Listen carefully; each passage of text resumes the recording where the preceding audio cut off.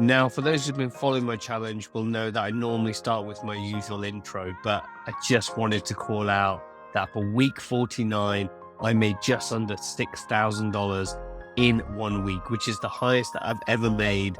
And you can see here that if I did nothing for the rest of the challenge, that I would have hit the overall target, which is absolutely fantastic. And again, if you are brand new, the link is down below for the full playlist of all 49 videos so far today about how I'm trading with a $250,000 worth of buying power, trying to make over $54,000 in 52 weeks. Let's get into this. So this week 49 was the 21 days till expiration, i.e. I like to roll out my positions 21 days from the July expiration all the way out to the August expiration. And I didn't even roll all the trades, and we'll go into that. So I still got some open positions in week 49. I'm shooting this in week 50. I've rolled out all the trades now, but make sure you subscribe if you want to know what the situation is next week. My challenge at the moment is, I've always said I don't like to go above 50%. I'm at 61%. Mainly the reason why I've done all of these is that the market has started to rise. So all the kind of the calls that I have are starting to become in the money. So I couldn't roll them out as much as I wanted to. And we'll go into all of that. But on the face of it, you can see here, I just did just under 6,000, 478% return on the week, and I've already hit the overall goal for week 13, which is 4,115. So I am up overall on the challenge by $611. The first time I think since week 1 I've been upping it inside the challenge.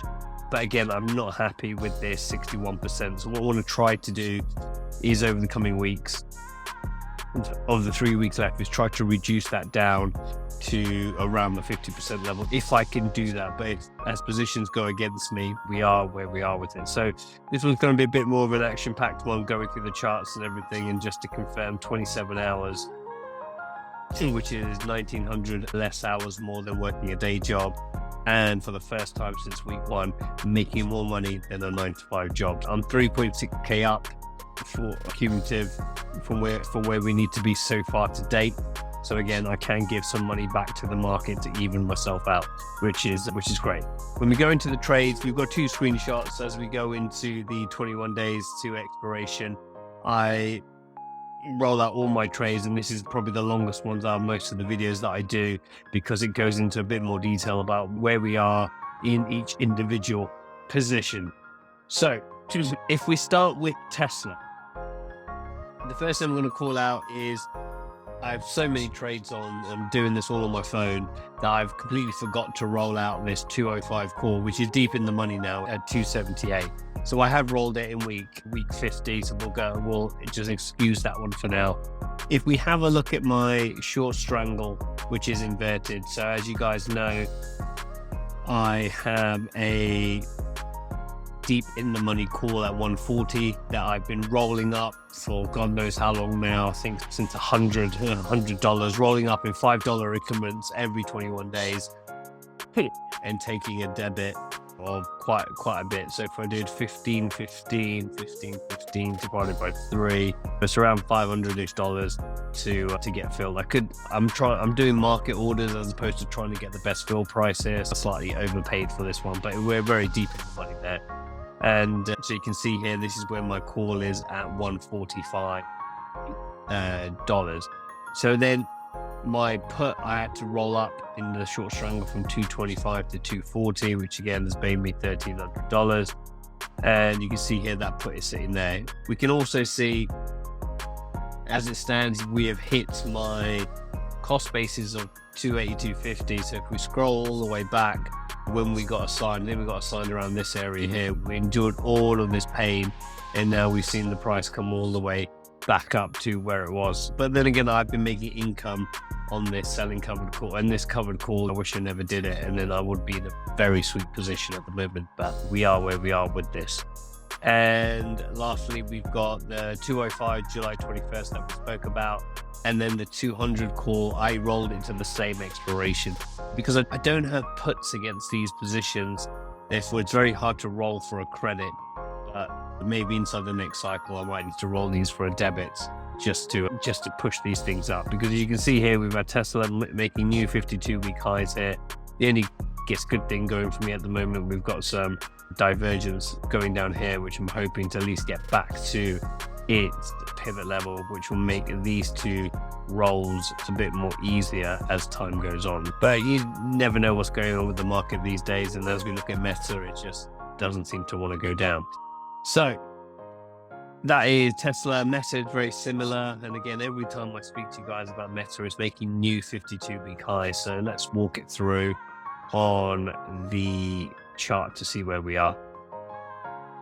Gonna have to scroll all the way down to really get to see what is actually happening. So if we look at this now, again, Meta has just been going up in a very bullish cycle, and you can see here that we have got, we want to move that call, we've got the 130 call, which if we go back here, you can see that we have rolled up from 125 to 130, so very similar to Tesla in terms of moving that strike up by $5. Again, I'm 2 cycles away of getting to my cost basis on this.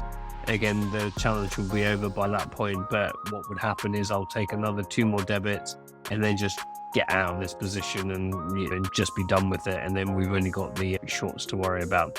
So on the opposite side, we got the 270 put for the other side of the triangle, which I rolled at the same strike for 1408. And then we've got a put here that we rolled again from 260 to 260 and kept that put there. So again, Meta's trading at 292. Again, it just doesn't want to go down. I think it's going to $300. So again, if we look at everything for Meta, we did just under $1,400. And if I just do Tesla as well, we made $284. So again, these were the two that I was worried about that wouldn't end up positive. And to be fair, I ended up positive, which is absolutely fantastic. So we look at Coinbase. Coinbase now has kind of put me in also a little bit of trouble to a certain extent. So what we have here, we have basically put ourselves into a short strangle, but not even on both sides. So we had 2 calls that we opened for a total of 6 contracts, which I rolled from the 75 to the 70. I rolled that position down because we were out the money at the time. And then we went from 70 to 70. So therefore we have 6 contracts at 70. And I rolled up the short put from 50 to 55 with 8 contracts. So we have 6 contracts at a 70 call, and we have 8 contracts at the 55 put. You can see here it's similar to Tesla and Meta. Coinbase has also been going on a run. We've not hit all the highs. We've still got some. If I can do a line that probably makes sense. So we've still got a bit of room to go to get there.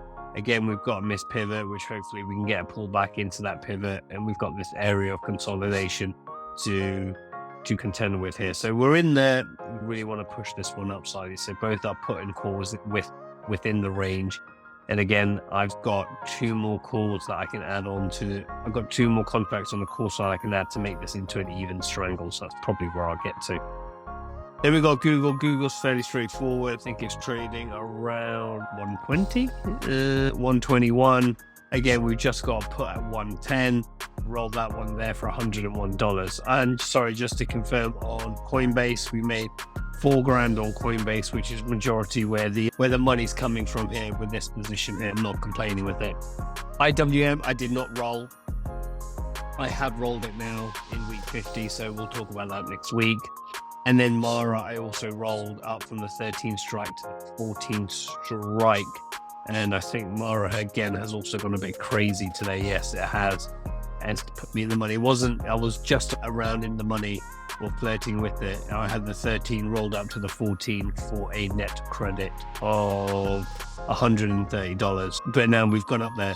So again, I've got the ability to put in don't want to do this replay stuff.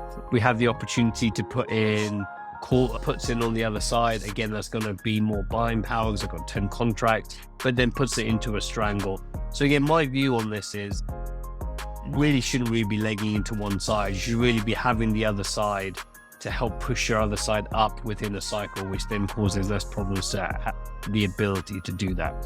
So overall, again, I can't complain. I'm way up on the week. I'm up on the overall challenge. I'm not happy with this, so I need to do something with the 61% and really try to bring that down. So hopefully I can do that over the coming weeks. Any money, if I end up with a positive, it's all just going to add to the top line. And then hopefully in the last week, I might be able to close down some trades to reduce down the risk to get me to that kind of level playing field. So that's what I'm thinking of doing, is pick up as much premium as I can without really adding much additional risk on, and then taking those ones off the table or closing down big overall trades and give back some of that premium to match me as close to this 53.4K as possible. So again, I really hope you've enjoyed this video. Make sure you like and subscribe. We've got 3 weeks to go. I'm really excited to see where we end up, and I should catch you guys in the next one.